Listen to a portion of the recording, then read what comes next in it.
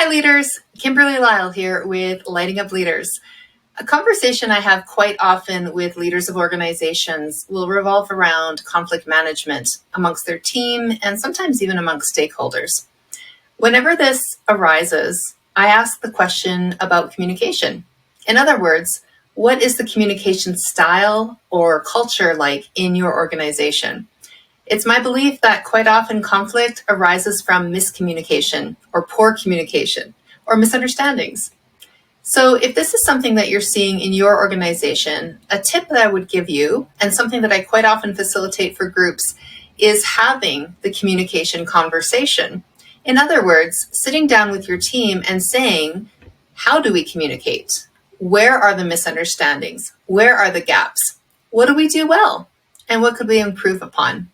In fact, going through this conversation with your group and actually creating a charter or a ways of being document where the group co-creates the rules of engagement or the practices that you as a team agree to use when you're communicating with each other is a very powerful thing to do. What it does is it puts the power of how the communication is going to unfold in the hands of those who are actually communicating.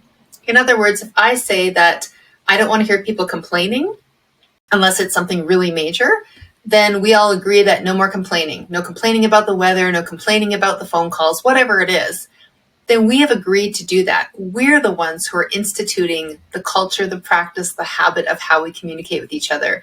Not only does that set the standard, but then we can hold each other accountable to doing that.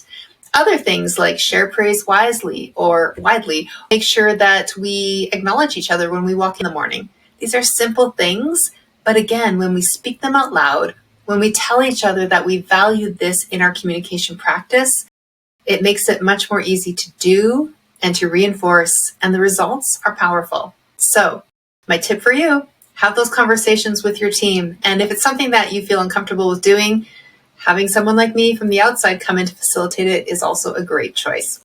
Hope you're doing well, leaders, and we'll talk to you again soon.